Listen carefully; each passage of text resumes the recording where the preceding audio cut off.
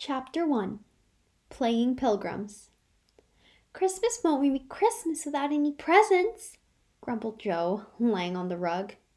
"Oh, it's so dreadful to be poor," sighed Meg down at her old dress. "I don't think it's fair for some girls to have plenty of pretty things, and other girls nothing at all," added little Amy with an injured sniff. "We've got a father and a mother and each other," said Beth contentedly from her corner.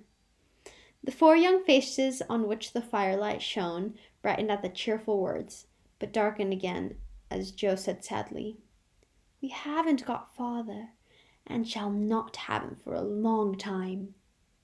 She didn't say, "perhaps never," but each silently added it, thinking of father far away, where the fighting was. Nobody spoke for a minute. Then Meg said in an altered tone, "You know the reason Mother proposed not having any presents this Christmas was because it's going to be a hard winter for everyone, and she thinks we ought to not spend money for pleasure when our men are suffering so in the army. We can't do much, but we can make our little sacrifices, and ought to do it gladly. But I'm afraid I don't." And Meg shook her head as she thought regretfully of all the pretty things she wanted. "But I don't think the little we should spend would do any good. We've each got $1, and the army wouldn't be much helped by our giving that. I agree not to expect anything from Mother or you, but I do want to buy Undine and Sintram for myself. I've wanted it so long," said Joe, who was a bookworm. "I plan to spend mine in new music," said Beth, with a little sigh, which no one heard but the hearth brush and kettle holder. "I shall get a nice box of Faber's drawing pencils. I really need them," said Amy decidedly. "Mother didn't say anything about our money, and she won't wish us to give up everything. Let's each buy what we want, and have a little fun. I'm sure we work hard enough to earn it," cried Joe, examining the heels of her shoe in a gentlemanly manner. "I know I do, teaching those tiresome children nearly all day when I'm longing to enjoy myself at home," began Meg in a complaining tone again. "You don't have half such a hard time as I do," said Joe. "How would you like to be shut up for hours with a nervous, fussy old lady who keeps you trotting and is never satisfied, and worries you till you're ready to fly out of the window or cry? It's naughty to fret, but I do think washing dishes and keeping things tidy is the worst work in the world. It makes me cross, and my hands get so stiff I can't practice well at all." And Beth looked at her rough hands with a sigh that anyone could hear at that time. "I don't believe any of you suffer as I do," cried Amy, "for you don't have to go to school with impertinent girls who plague you if you don't know your lessons, and laugh at your dresses, and label your father if he isn't rich, and insult you when your nose isn't nice." "If you mean libel, I'd say so, and not talk about labels, as if Papa was a pickle bottle," advised Joe, laughing. "I know what I mean, and you needn't be sarcastic about it. It's proper to use good words and improve your vocabulary," returned Amy with dignity. "Don't peck at one another, children. Don't you wish we had the money Papa lost when we were little, Joe? Dear me, how happy and good we'd be if we had no worries," said Meg, who could remember better times. "You said the other day you thought we were a deal happier than the King children, for they were fighting and fretting all the time in spite of their money." "So I did, Beth. Well, I think we are, for though we do have to work, we make fun of ourselves and are a pretty jolly set, as Joe would say." "Joe does use slang words," observed Amy, with a reproving look at the long figure stretched on the rug. Joe immediately sat up and put her hands in her pockets and began to whistle. "Don't, Joe! It's so boyish." "That's why I do it. I detest rude, unladylike girls. I hate affected, niminy-piminy chits." "Birds in their little nests agree," sang Beth, the peacemaker, with such a funny face that both sharp voices softened to a laugh, and the pecking ended for that time. Really? Girls, you are both to be blamed, said Meg, beginning to lecture in her elder sisterly fashion. You are old enough to leave off boyish tricks and to behave better, Josephine. It didn't matter so much when you were a little girl, but now you are so tall. And turn up your hair. You should remember that you are a young lady. I'm not, and if turning up my hair makes me one, I'll wear it in 2 tails till I'm 20, cried Jo, pulling off her net and shaking down a chestnut mane. I hate to think I've got to grow up and be Miss March and wear long gowns and look as prim as China Aster. It's bad enough to be a girl anyway, when I like boys' games and work and manners. I can't get over my disappointment in not being a boy, and it's worse than ever now, for I'm dying to go and fight with Papa, and I can only stay home and knit like a poky old woman. And Jo shook the blue army sock till the needles rattled like castanets, and her ball bounded across the room. Poor Jo! It's too bad, but it can't be helped. So you must try to be contented with making your name boyish and playing brother to us girls, said Beth, stroking the rough head with a hand that all the washing and dusting in the world could not make ungentle in its touch. As for you, Amy, continued Meg, you are altogether too particular and prim. Your airs are funny now, but you'll grow up an affected little goose if you don't take care. I like your nice manners and refined way of speaking, when you don't try to be elegant, but your absurd words are as bad as Jo's slang. If Jo is a tomboy and Amy is a goose, what am I, please? Asked Beth, ready to share the lecture. You're a dear, and nothing else, answered Meg warmly, and no one contradicted her, for the mouse was the pet of the family. As young readers like to know how people look, we will take this moment to give them a little stretch of the 4 sisters, who sat knitting away in the twilight, while the December snow fell quickly without the fire, crackled cheerfully within. It was a comfortable room, though the carpet was faded and the furniture very plain, for a good picture or two hung on the walls. Books filled the recesses, chrysanthemums and Christmas roses bloomed in the windows, and a pleasant atmosphere of home peace pervaded it. Margaret, the eldest of the 4, was 16, and very pretty, being plump and fair with large eyes, plenty of soft brown hair, a sweet mouth and white hands, of which she was rather vain. 15-year-old Jo was very tall, thin, and brown, and reminded one of a colt, for she never seemed to know what to do with her long limbs, which were very much in her way. She had a decided mouth, a comical nose, and sharp gray eyes, which appeared to see everything, and were, by turns, fierce, funny, or thoughtful. Her long, thick hair was her one beauty, but it was usually bundled into a net to be out of her way. Round shoulders had Jo, big hands and feet, a flyaway look to her clothes, and the uncomfortable appearance of a girl who was rapidly shooting up into a woman and didn't like it. Elizabeth, or Beth, as everyone called her, was a rosy, smooth-haired, bright-eyed girl of 13, with a shy manner, a timid voice, and a peaceful expression, which was seldom disturbed. Her father called her Little Miss Tranquillity, and the name suited her excellently, for she seemed to live in a happy world of her own, only venturing out to meet the few whom she trusted and loved. Amy, though the youngest, was a most important person, in her own opinion at least. A regular snow maiden, with blue eyes and yellow hair curling on her shoulders, pale and slender, and always carrying herself like a young lady mindful of her manners. What the character of the 4 sisters were, we will leave to be found. The clock struck 6, and having swept up the hearth, Beth put a pair of slippers down to warm. Somehow the sight of the old shoes had a good effect upon the girls, for Mother was coming, and everyone brightened to welcome her. Meg stopped lecturing and lighted the lamp. Amy got out of the easy chair without being asked, and Jo forgot how tired she was, and she sat up to hold the slippers nearer to the blaze. They are quite worn out. Marmee must have a new pair. I thought I'd get her some with my dollars, said Beth. No, I shall, cried Amy.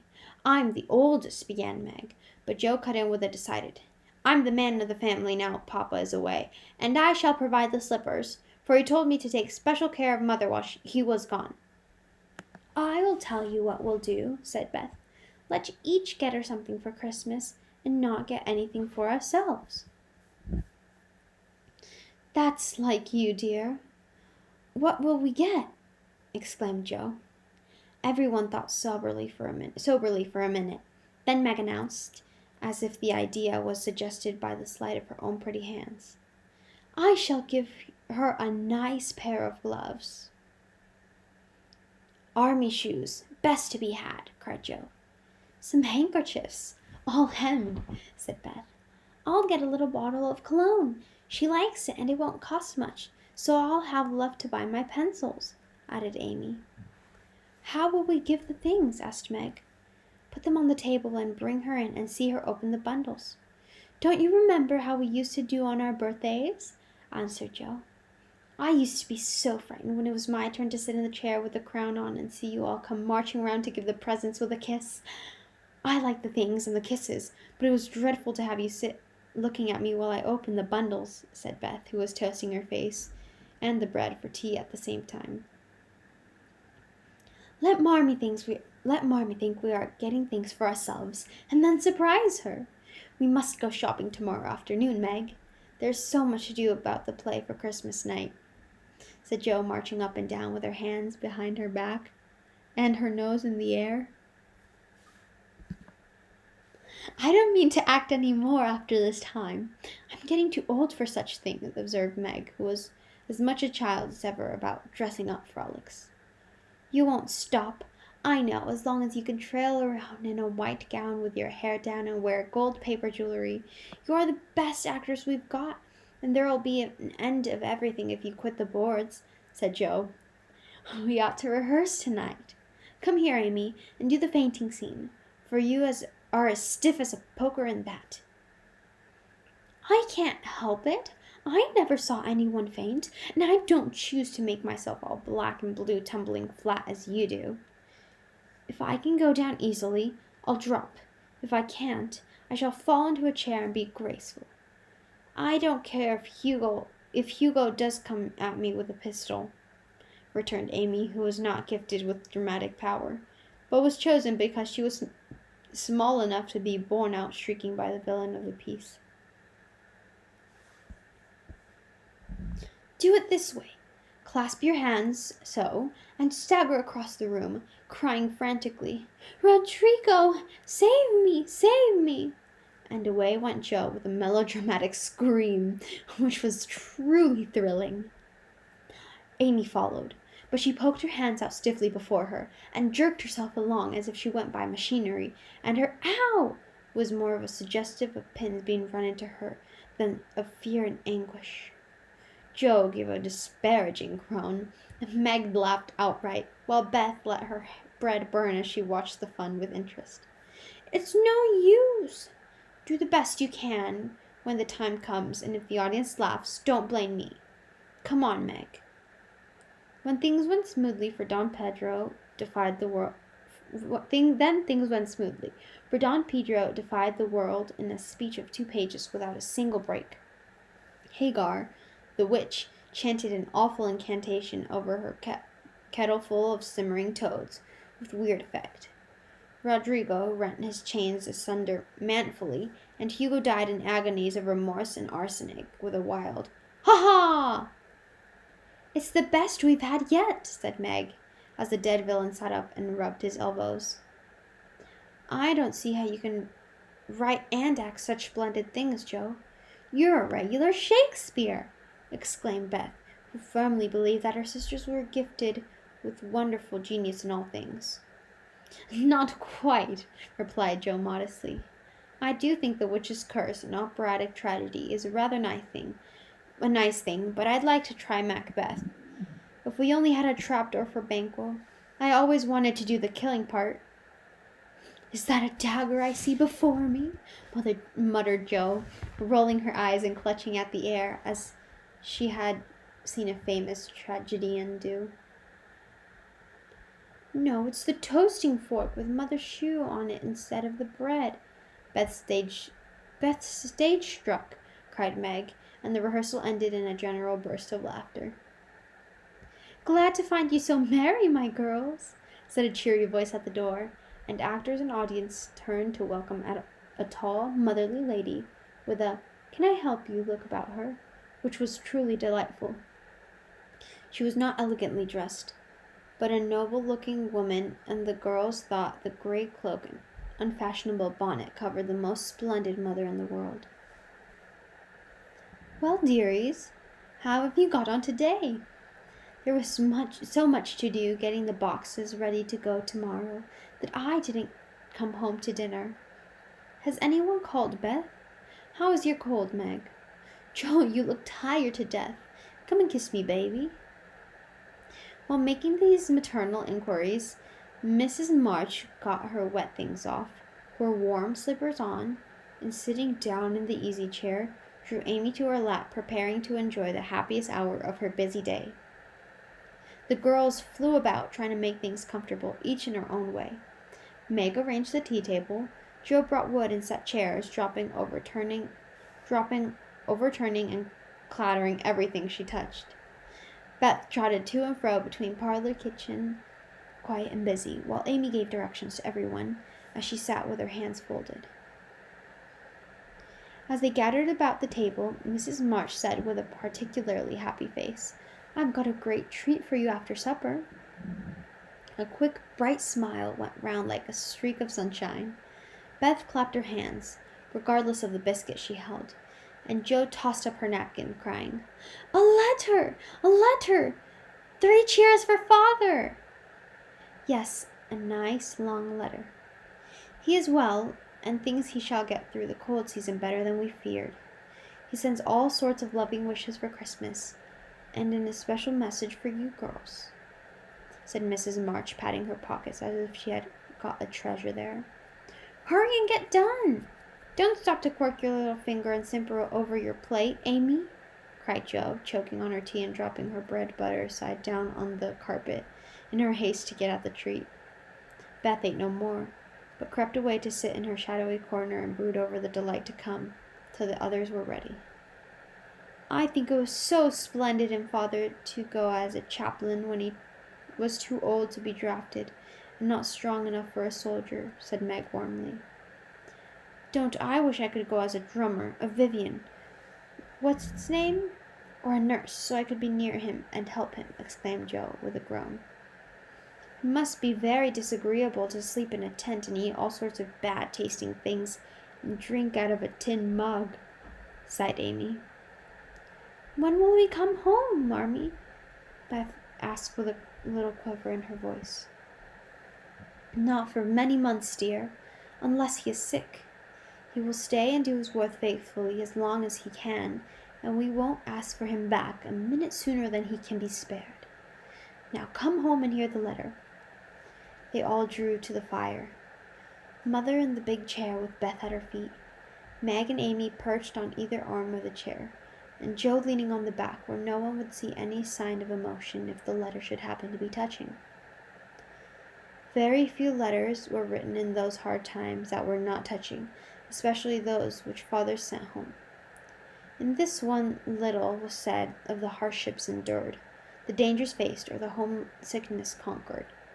It was a cheerful, hopeful letter full of lively descriptions of camp life, marches, and military news, and only at the end did the writer's heart overflow with fatherly love and longing for the little girls at home. "Give them all of my dear love and a kiss. Tell them I think of them by day, pray for them by night, and find my best comfort in their affection at all times. A year seems very long to wait before I see them, but remind them that while we wait, we may all work so that these hard days need not be wasted. I know they will remember all I said to them, that they will be loving children to you, will do their duty faithfully, fight their bosom enemies bravely, and conquer themselves so beautifully that when I come back to them I may be fonder and prouder than ever of my little women. Everybody sniffled when they came to that part. Jo wasn't ashamed of the great tear that dropped off the end of her nose. And Amy never minded the rumbling of her curls as she hid her face on her mother's shoulder and sobbed out, I am a selfish girl, but I'll truly try to be better, so he mayn't be disappointed in me by and by. We all will, cried Meg. I think too much of my looks and hate to work, but won't any more if I can help it. I'll try to be what he loves to call me, a little woman, and not be rough and wild to do my duty here instead of wanting to be somewhere else, said Jo, thinking that keeping her temper at home was a much harder task than facing a rebel or two down south. Beth said nothing, but wiped away her tears with the blue army sock and began to knit with all her might, losing no time in doing the duty that lay nearest her, while she resolved in her quiet little soul to be all that father hoped to find her when the year brought round and the happy coming home. Mrs. March broke the silence that followed Jo's words by saying in her cheery voice, Do you remember how you used to play Pilgrim's Progress when you were little things? Nothing delighted you more than to have me tie my piece bags on your backs for burdens, give you hats and sticks and rolls of paper, and let you travel through the house from the cellar, which was the city of destruction, up and up to the housetop, where you had all the lovely things you could collect to make a celestial city. What fun it was, especially going by the lions, fighting Apollyon, and passing through the valley where the hobgoblins were, said Jo. I liked the place where the bundles fell off and tumbled downstairs, said Meg. I don't remember much about it, except that I was afraid of the cellar and the dark entry, and always liked the cake and milk we had up at the top. If I wasn't too old for such things, I'd rather like to play it over again, said Amy. We began to talk of renouncing childish things at the mature age of 12. We are never too old for this, my dear, because it is a play, and we are playing all the time in one way or another. Our burdens are here, our road is before us, and the longing for goodness and happiness is the guide that leads us through many troubles and mistakes to go to the peace which is a true celestial city. Now, my little pilgrims, suppose you begin again, not in play, but in earnest, and see how far you can get before father comes home. Really, Mother? Where are our bundles? Asked Amy, who was a very literal young lady. Each of you told what your burden was just now, except Beth. I rather think she hasn't got any, said her mother. Yes, I have. Mine is dishes and dusters, and envying girls with nice pianos, and being afraid of people. Beth's bundle was such a funny one that everybody wanted to laugh, but nobody did, for it would have hurt her feelings very much. Let us do it, said Meg thoughtfully. It is only another name for trying to be good, and the story may help us, for though we do want to be good, it's hard work, and we forget, and don't do our best. We were in the Slough of Despond tonight, and Mother came and pulled us out, as Help did in the book. We ought to have our roll of directions, like Christian. What shall we do about that? Asked Jo, delighted with the fancy which lent a little romance to the very dull task of doing her duty. Look under your pillows Christmas morning, and you will find your guidebook, replied Mrs. March. They talked over the new plan while old Hannah cleared the table, and then out came the 4 little work baskets, and the needles flew as the girls made sheets for Aunt March. It was uninteresting sewing, but tonight no one grumbled.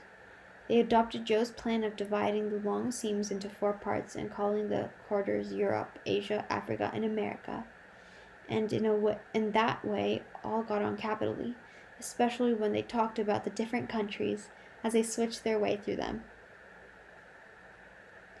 At 9, they stopped work and sang as usual before they went to bed.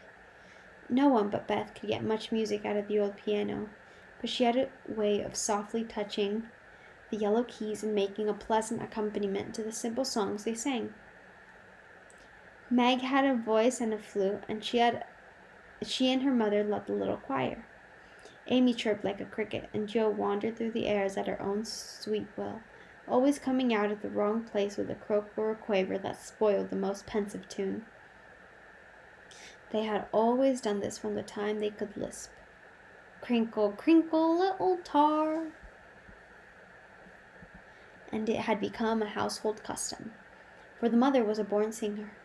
The first sound in the morning was her voice, as she went about the house singing like a lark, and the last sound at night was the same cheery sound, for the girls never grew too old for that familiar lullaby.